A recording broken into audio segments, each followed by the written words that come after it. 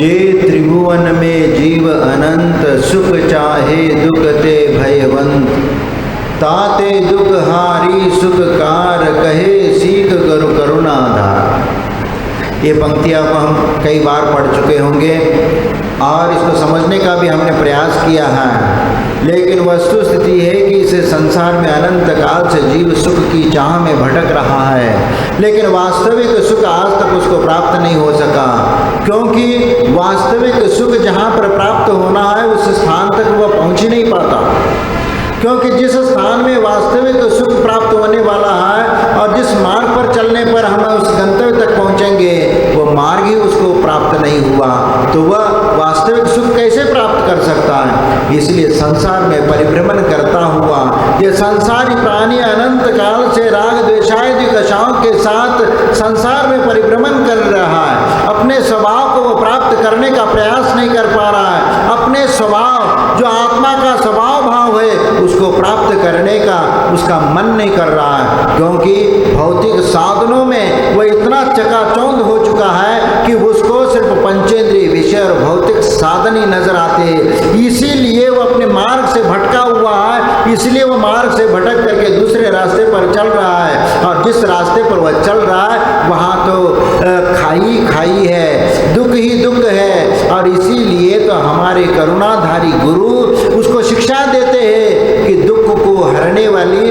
और सुख को देने वाली।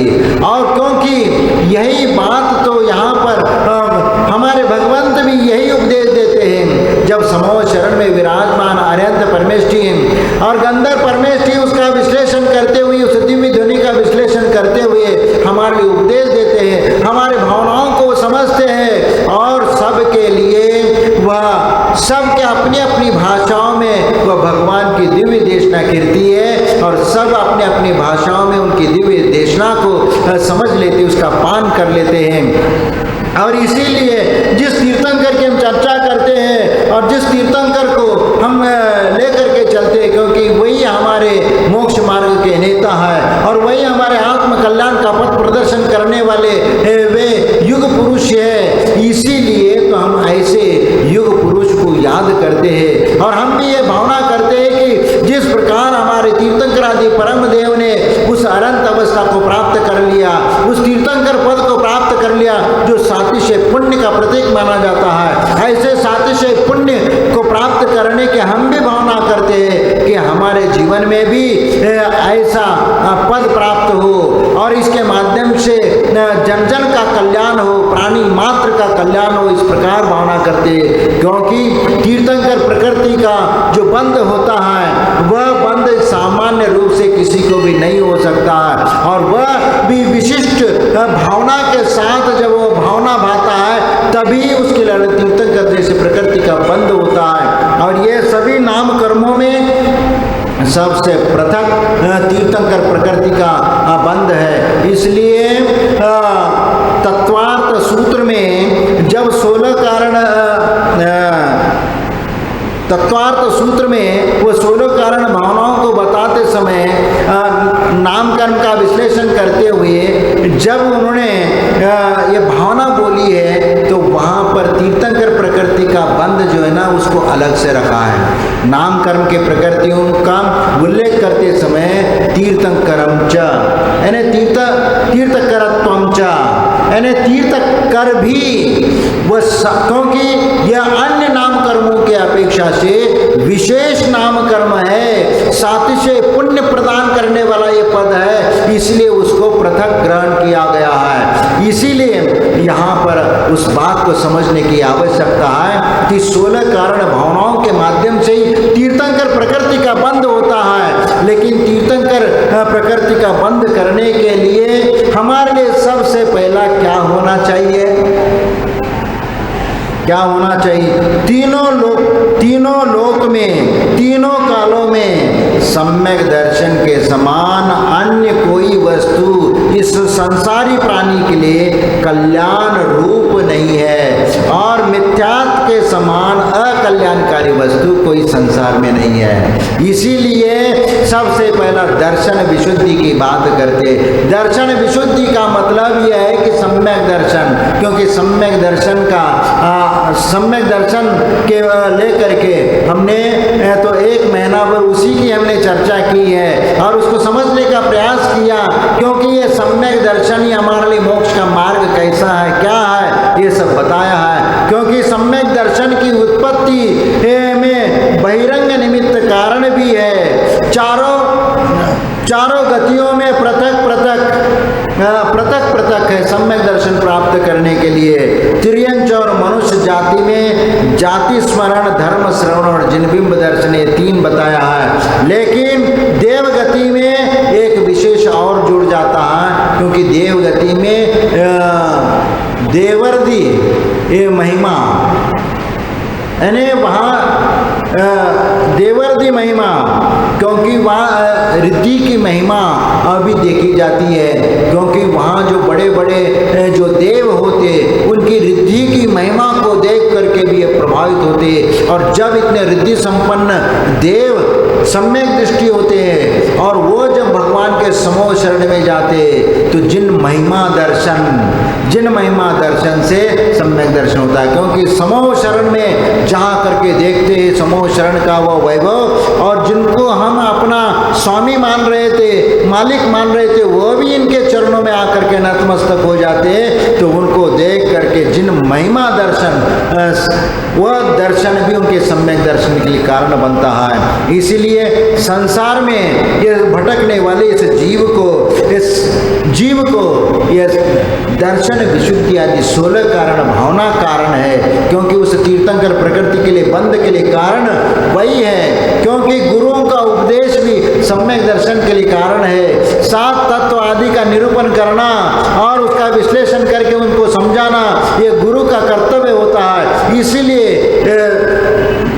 ताते सीख गुरु करुणा आधार, इन्हें ऐसी शिक्षा वह देते हैं कि संसारी प्राणी उस शिक्षा को ग्रहण करके वह सम्यक दर्शन को प्राप्त करते हैं। दुख हारी सुखकार, दुख को नष्ट करने वाली और सुख को प्राप्त करने वाली ऐसी वह शिक्षा देते हैं। और ये संसारी प्राणी उसी सुख की खोज में संसार में भटक रहा है और अनंत काल व्यतीत कर लिया, लेकिन अनंत काल से संसार में परिभ्रमण कर रहा है, लेकिन फिर भी उससे छुटकारा वह प्राप्त नहीं कर पा रहा है।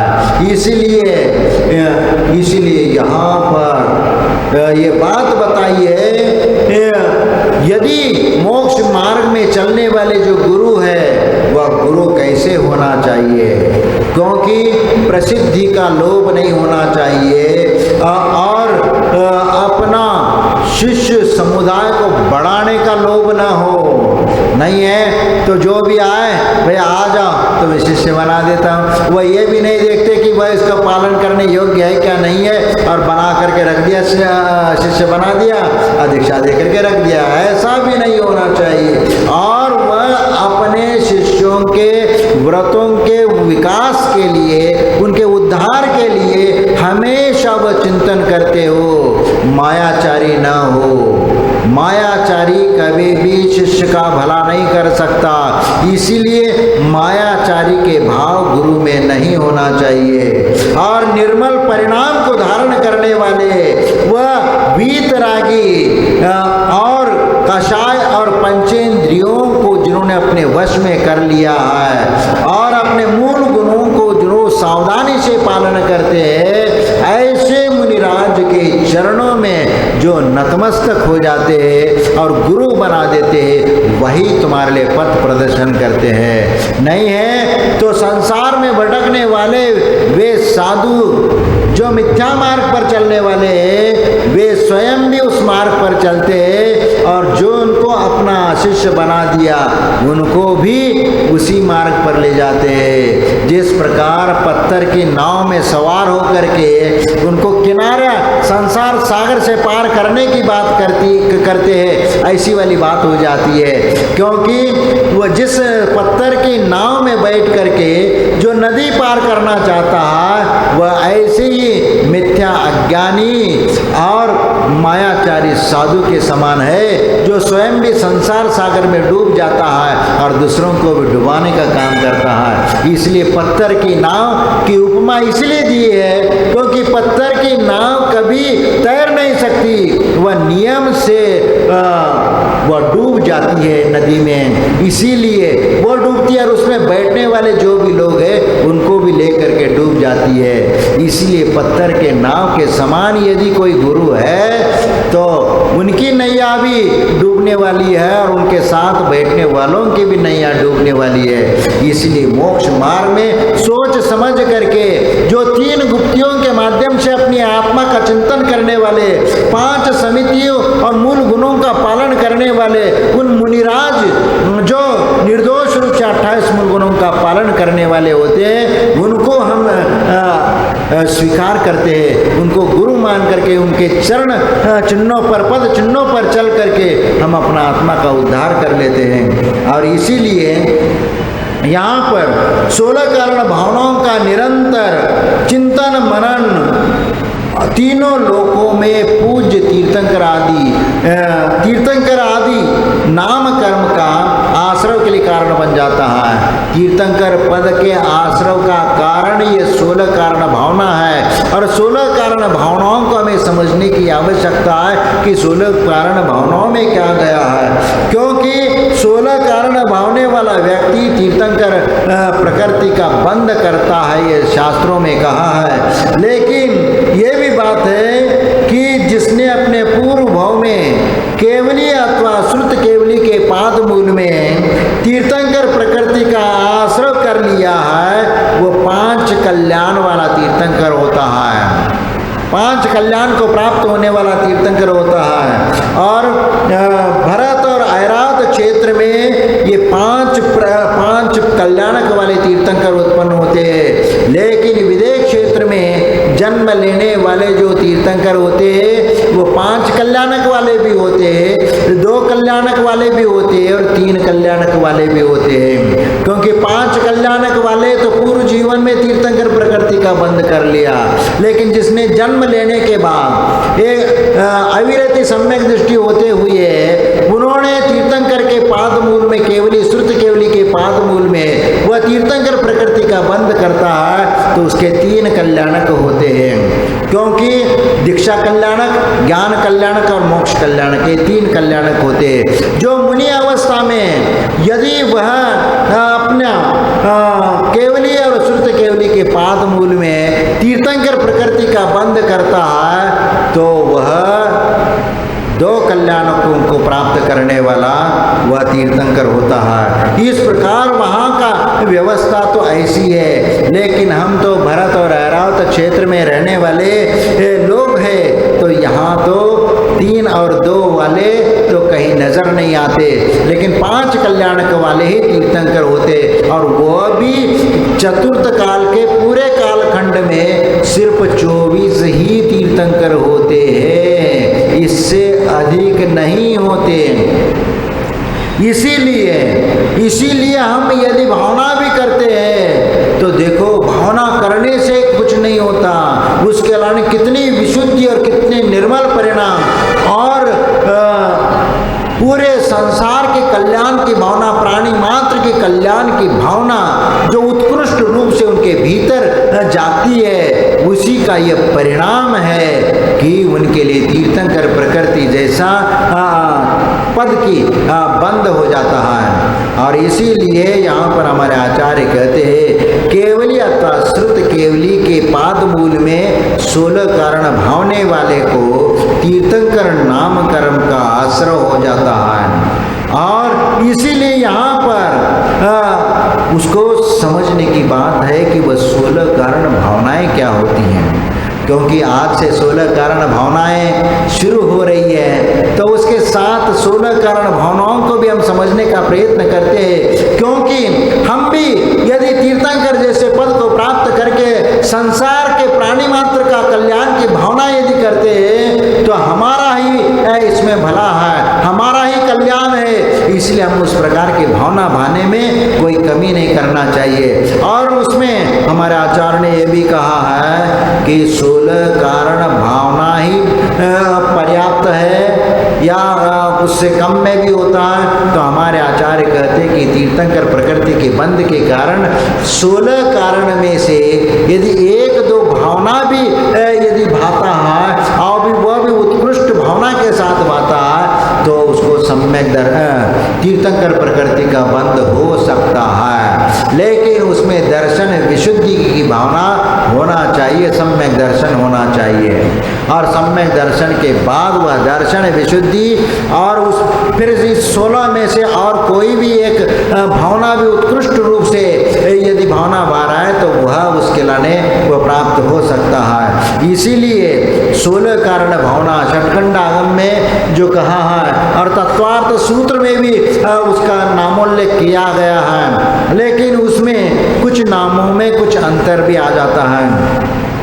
जैसे षटखंडागम में दर्शन विशुद्धि विनय संपन्नता शील व्रतेश नतिचार आवश्यक परिहानिता क्षण लव प्रतिबोधनता लब्धि संवेग संपन्नता यथास्थान यथाशक्ति स्तप साधुओं को प्रासुक परित्याग साधुओं को समाधि संधारणा साधुओं की वैयावृत्ति योग युक्तता अनंत भक्ति बहुश्रुत भक्ति प्रवचन वत्सलता और प्रवचन प्रभावनता और अभीक्ष ज्ञानोपयोग युक्तता, इस प्रकार 16 की भावना बताई है। लेकिन तत्वार्थ सूत्र में आचार्य उमा स्वामी ने इनमें कुछ में परिवर्तन करके एक दो नाम में चेंज हुआ है। तो इसमें विनय संपन्नता शील व्रतेश नतिचार अवीक्षण ज्ञानोपयोग और इसके जगह क्या था अवीक्षण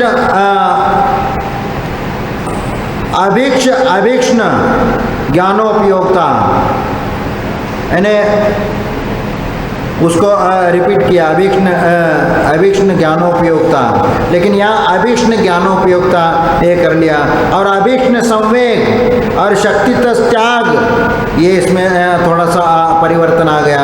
शक्ति तप वहाँ यथा स्थान यथा शक्ति तप इस प्रकार लिखा है, लेकिन यहाँ शक्ति त्याग और शक्ति तप इस प्रकार लिखा है। साधु समाधि और वैयावृत्तिकरण जो बड़े नाम है उसको छोटा कर दिया। अरहत भक्ति आचार्य भक्ति बहुश्रुत भक्ति प्रवचन भक्ति और उसमें क्या लिखा है प्रवचन वत्सलता लिखा है और आवश्यक परिहानि और मार्ग प्रभावना वहाँ क्या प्रवचन प्रभावना लिखा है। तो इस प्रकार प्रवचन वत्सलत्व इस प्रकार ये 16 भाव इसमें लिखा है। और इसमें आचार्य उमा स्वामी ने षटखंडागम में वर्णित नामों का और क्रम को भी परिवर्तन किया है।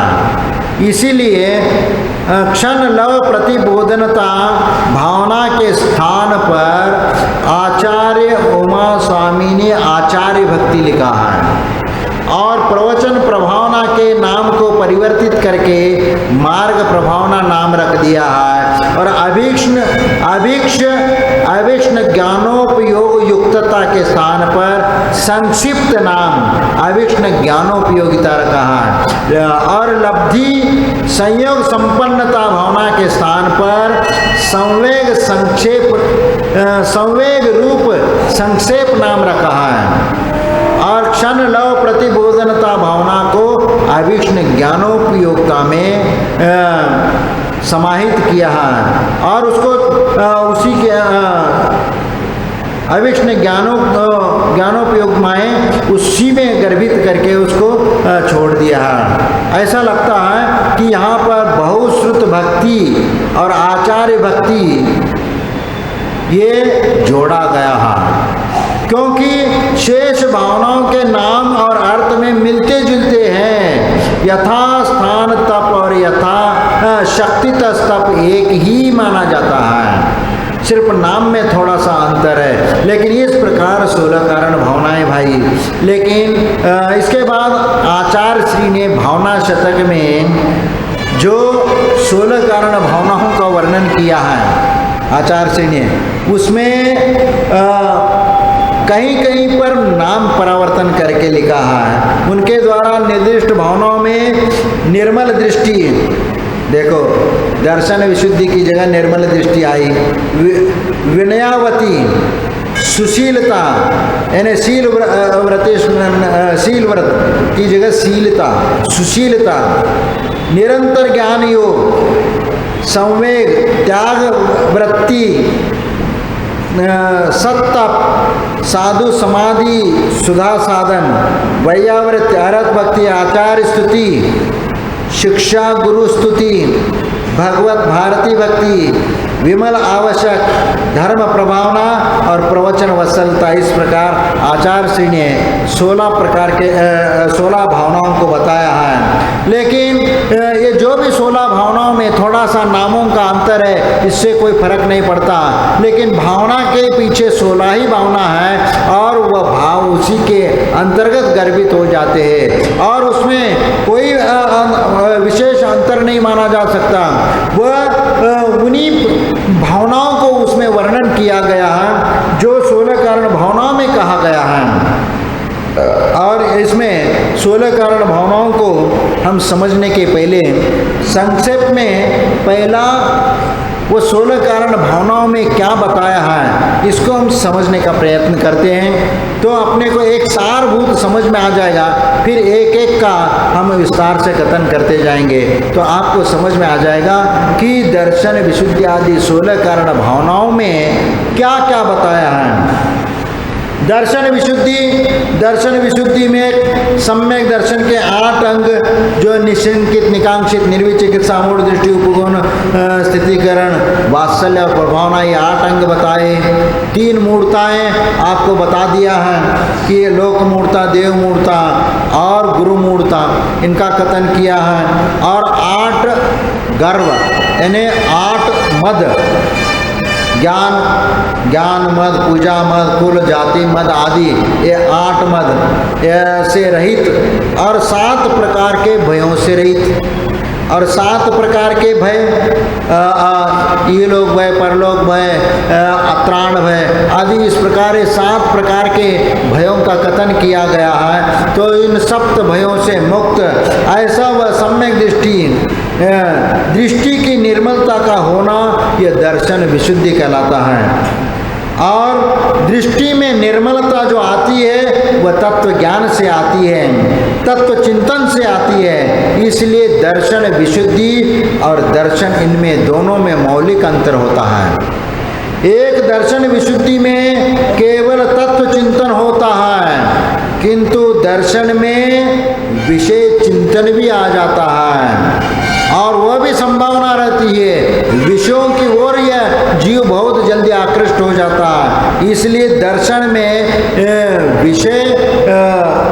विषय चिंतन भी संभव हो सकता है। इसीलिए दर्शन विशुद्धि में सम्यक दर्शन के साथ साथ प्राणी मात्र की कल्याण की भावना का निरंतर होना आवश्यक है। इसीलिए यहाँ पर 16 कारण भावनाओं में समस्त 16 कारण भावनाओं में 1 या 2 भावनाओं से भी तीर्थंकर प्रकृति का बंध संभव है। इसलिए दर्शन विशुद्धि भावना यह अनिवार्य माना जाता है। और ये दर्शन विशुद्धि, विनय संपन्नता, विनय का अर्थ है नम्रता और पूज्य पुरुषों के प्रति आदर का भाव, सम्मान का भाव और उनकी सेवा, शुश्रूषा और सत्कार का भाव होना और इंद्रियों पर विजय पाना, कषायों को जीतना, जिनवाने के अनुसार आचरण करना, ये विनय संपन्नता है। ये विनय संपन्नता भी 2 प्रकार का है, एक लौकिक और एक पारलौकिक है विनय। लौकिक विनय संसार को बढ़ाने वाली है, किंतु पारलौकिक विनय मोक्ष मार्ग को सुदृढ़ करने वाली है। इसलिए पारलौकिक विनय भी 5 प्रकार का होता है।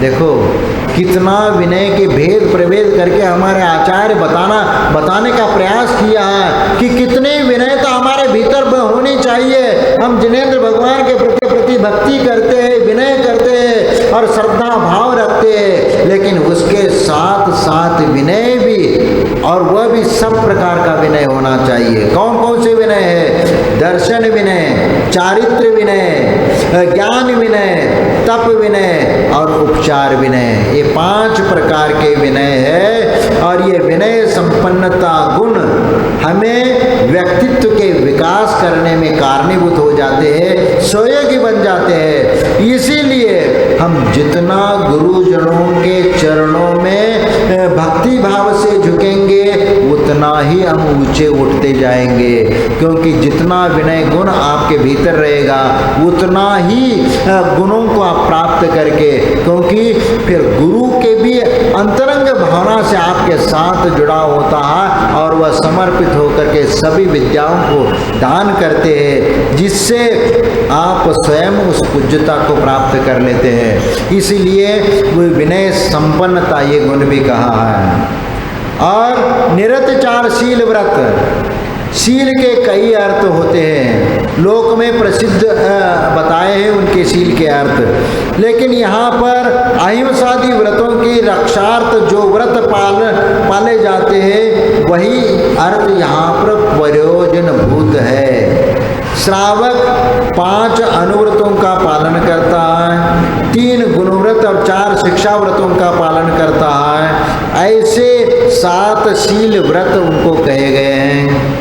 और उसी प्रकार मुनि महाराज अपने महाव्रतों को पालन करने में 3 गुप्ती, 5 समितियाँ, इन 5 महाव्रतों के रक्षात पालन करते हैं। व्रतों में पालन करने में संतुलन बनाना अति आवश्यक हो जाता है। इसीलिए यहाँ पर 5 महाव्रत, 5 समिति और 3 गुप्ती, ये 13 प्रकार का शील व्रत कहा जाता है।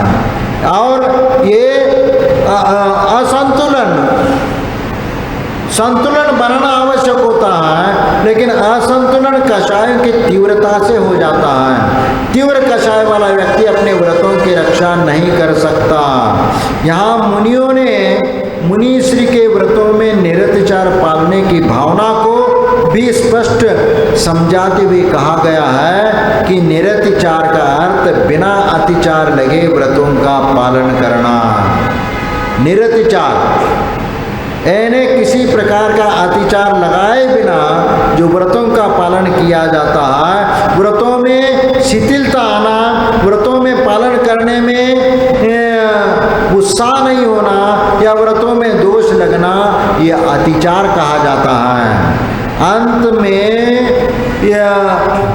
ये कहा है कि व्रतों का पालन सच्ची श्रद्धा और आत्म कल्याण की भावना से करने पर ही हमारी विशुद्धि में वृद्धि होती है। देखो ये सबसे बड़ी महत्वपूर्ण बात है कि सच्ची श्रद्धा के साथ व्रतों का पालन हम निर्दोष रूप से और सच्ची श्रद्धा के साथ आत्म कल्याण की भावना से यदि करने पर हमारी विशुद्धि में विशुद्धता बढ़ती चली जाती है और वही तीर्थंकर प्रकृति के कर्म के आश्रय के कारण बन जाता है। इसीलिए यह निरतिचारशील व्रत का कथन किया गया है।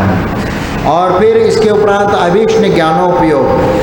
अभीक्ष्ण ज्ञान का मतलब हित और अहित का ज्ञान, अच्छे बुरे का ज्ञान, स्व पर विवेक का ज्ञान, यानी स्व पर विवेक के निरंतर बने रहना, और यह अभीक्ष्ण ज्ञानयुक्ता का होना बताया जाता है, क्योंकि आत्मज्ञान ही वास्तविक ज्ञान है। चेतना निरंतर स्व पर प्रकाश शक ज्ञान की आराधना में संलग्न वह रहे, ऐसा ही प्रयत्न श्रेय अच्छा माना गया है, क्योंकि विद्या वही हितकारी होती है जो संसार से मुक्ति दिलाने में कारणभूत होती है। इसीलिए हम निरंतर वह उस अभीक्ष्ण ज्ञानोपयोगिता को प्राप्त करने के लिए हम शिक्षा के माध्यम से हमें विवेक और विनयवान और संयमित बनाना होने का प्रयत्न करना चाहिए, संयमित बनने का प्रयत्न करना चाहिए, क्योंकि यही तो स्व पर कल्याण के लिए कारणीभूत है और यही स्व पर प्रकाशक है और यह उपकारी ज्ञान ही श्रेष्ठ है, क्योंकि यही ज्ञान तो हमारे ऊपर उपकार कराता है। इसीलिए इस अभीक्ष्ण ज्ञानोपयोगिता को प्राप्त करना ये सबसे महत्वपूर्ण है। और अभीक्ष्ण संवेग क्या होता है? संसार के दुखों से सदा भयभीत रहना या हर्ष उत्साह और सात्विक भाव का न होना, यानी जो भी व्रत नियम पालन करने में उत्साह नहीं होना, सात्विक भाव न होना, संवेग, प्रशम, संवेग, अनुकंपा और आस्तिक, ये 4 गुण बताए, तो इसमें संवेग गुण होना, अभीक्ष्ण संवेग यानी अत्यंत संवेग भावना, भयभीत रहना। भयभीत रहना का मतलब ये है कि संसार सागर से भयभीत रहना, और हम अपनी अज्ञानता और आसक्ति के कारण इस संसार में हम भटक रहे हैं। वास्तव में राग और द्वेष ही संसार के मूल कारण है और उन्हीं के कारण हम संसार में भटक रहे हैं। राग द्वेष से मुक्त होने का उपाय करना पड़ेगा और राग द्वेष आदि कषायों से मुक्त होना ही वह मोक्ष मार्ग की ओर बढ़ना है। श्रावक और साधु दोनों के लिए ही अपने आवश्यक सावधानी और सजगता पूर्वक करना चाहिए। सजगता, सावधानी, आवश्यकता, ये शब्द ऐसे हैं कि आपको जरूर ये काम करना है। ऐसा नहीं कि भाई हम तो श्रावक हैं, यदि मंदिर आए तो ठीक है, नहीं आए तो ठीक है, अभिषेक करे तो ठीक है, नहीं करे तो भी ठीक है, ऐसा सोचना हमारी वह गलत भावना है। इसीलिए यहाँ पर आवश्यक परिहानी, आवश्यक चीज कहा गया है और सावधानी पूर्वक उस कर्म को करो और सजग होकर के करो, तभी उसका फल मिलेगा। कदम कदम पर हमें सावधानी रखनी पड़ती है, सजगता पूर्वक चलना होता है। और यदि गलती से यदि जीव जंतु के ऊपर पैर पड़ा या अन्य चीज़ें पर पैर पड़ा तो जिससे असावधानी से मन वचन काय से किसी का अहित न हो, इस प्रकार की भावना करना। स्वयं मेरी आत्मा का पतन की ओर न जाए, स्वयं अपनी में यानी स्वयं की में मेरी आत्मा पतन की ओर न जाए। मुनिजन सदा अप्रमत्त भाव रखते हुए अपना कर्तव्य का पालन करते हैं, तो हमें भी इसका पालन करना चाहिए। इसीलिए उन्हें पाप बंध नहीं होता, बल्कि पाप कर्म की निर्जरा और पुण्य का संचय होता है। इसीलिए जो समता भाव पूर्वक संसार सागर में जीने की कला सीख लेता है, वह शीघ्र इस संसार सागर से मुक्त हो जाता है। इसीलिए इन भावनाओं को भी हमें समझने की आवश्यकता होती है। और यथाशक्ति त्याग, देखो त्याग का अर्थ है छोड़ना या देना। अब द्रव्य, क्षेत्र, काल, भाव, बल, वीर आदि बातों का जिसमें विचार किया जाता है और व्यक्तियों और वस्तुओं के प्रति ममत्व भाव को छोड़ना, यह भी शक्ति त्याग या यथाशक्ति त्याग कहलाता है। त्याग करते समय अहंकार का या विषाद का भाव नहीं होना चाहिए। नहीं है तो मैंने ये त्याग कर लिया, मन में अहंकार आ गया तो डूब गया। अहंकार नहीं होना चाहिए, संयम होना चाहिए, धैर्य होना चाहिए, और वही हम अपने गंतव्य तक वो चीज़ ले जाता है। त्याग करते समय अहंकार और विषाद का भाव भी नहीं होना चाहिए। त्याग तो अत्यंत सहज भाव से अहंकार और संक्लेश रहित होना चाहिए। नहीं है तो मैंने दान दिया, फलाना नाम उकेर देना मेरा, और यदि वह नाम नहीं उकेरा तो भाई अभी तक नाम क्यों नहीं लिखा? हमने तो पूरा पैसा दे दिया और पूरा दान दे दिया, फिर भी अभी वेदी के ऊपर हमारा नाम क्यों नहीं है? लड़ाई झगड़े करने के लिए तैयार।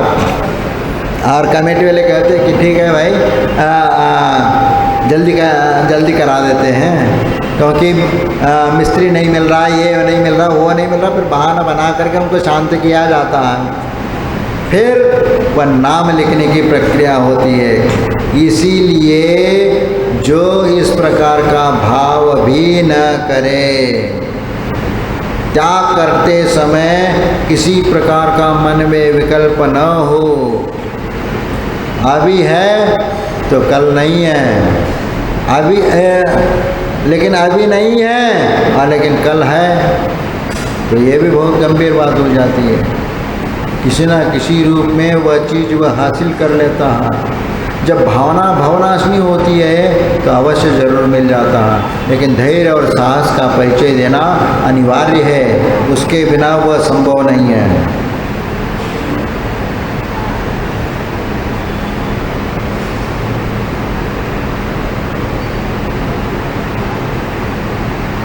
और त्याग करते समय प्रत्युपकार की भावना नहीं होना चाहिए। नहीं है तो ये भी होता है ना, देखो मैं तुम्हारे लिए दान दे रहा हूँ, तुम्हारे पढ़ाई का खर्चा ले रहा हूँ, ये रहा हूँ, लेकिन ध्यान रखना कल पढ़ के आओगे तो हमारी चाकरी करोगे।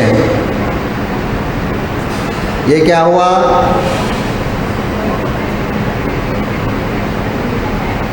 हाँ, तो यह जो पहला तो उनको अपने शब्दों के जाल में फंसा करके उससे वचन ले लिया कि भाई तुम ये करने के उपरांत ये आना, ये काम करना है। वह अपने मित्र के नाते या किसी और के नाते वह स्वीकार कर लेता है, लेकिन उस फील्ड का काम कैसा होता है ये मालूम नहीं है, तो उसमें फेल हो जाएगा। लेकिन फेल का ठिकरा तो अपने दोस्त के ऊपर तो नहीं डाल सकता ना। पैसा तो उसको दे दिया, लेकिन वह ठिकरा लेने को तैयार थोड़ी होगा। इसीलिए यहाँ पर जिसको हम गुरु चॉइस कर रहे हैं तो वहाँ पर दृष्टि हमारी ये होना चाहिए।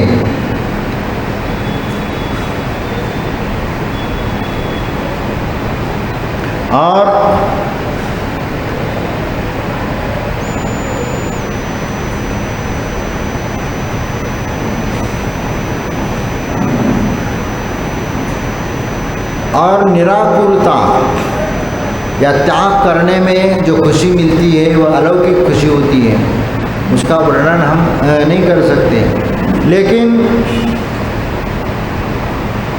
उसको प्रयत्न तो वही करना चाहिए कि यथाशक्ति के अनुसार उस चीज़ का त्याग करके अपने आप को कंट्रोल करे, संयमित करे। अब इसके उपरांत यथाशक्ति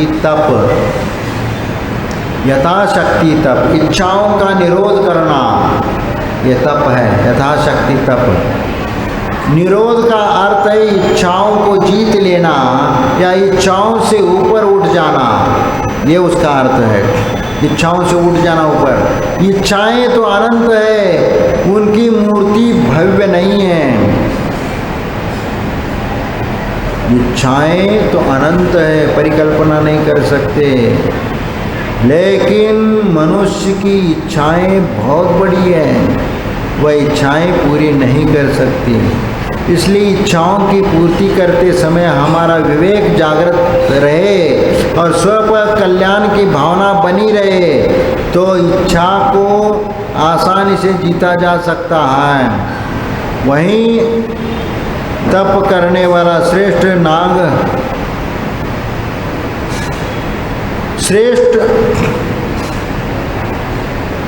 इच्छाओं को आसानी से जीतने वाला ही श्रेष्ठ तप करने वाला होता है। इसलिए तप भी 12 प्रकार के बताए, 6 अंतरंग तप और 6 बहिरंग तप।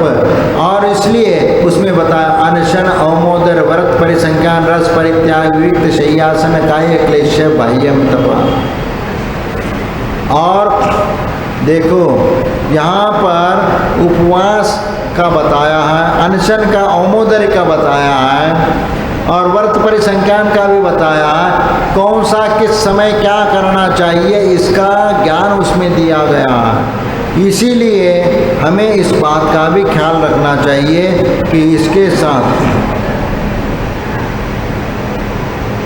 हमें क्या करना है, इसका प्लान बना करके हमें चलना पड़ेगा।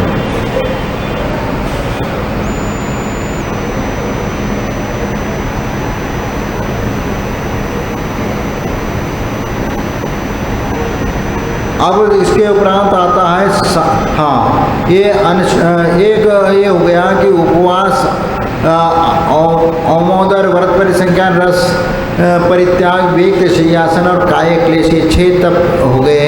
ये बहिरंग तप है।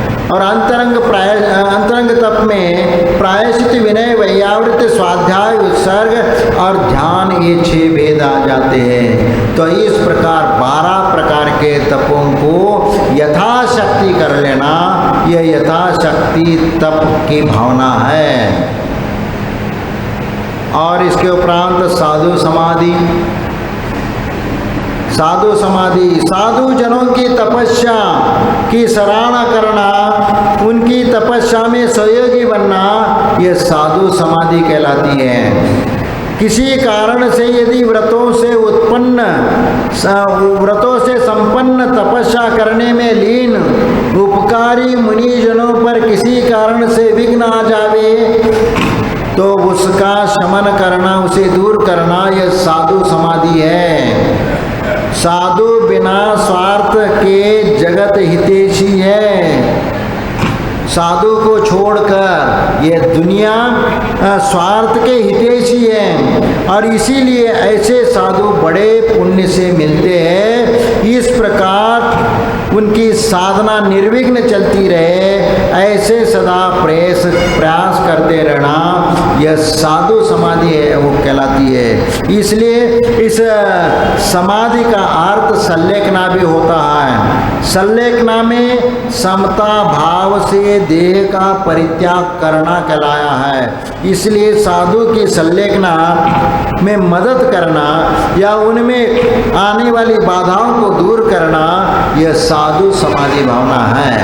और इस प्रकार इन 16 कारण भावनाओं से 8 भावनाओं का कथन किया है। समय आपका हो रहा है, इसलिए बाकी के 8 भावना बता करके फिर उसका विश्लेषण आगे किया जाएगा। जय बोलो महावीर भगवान।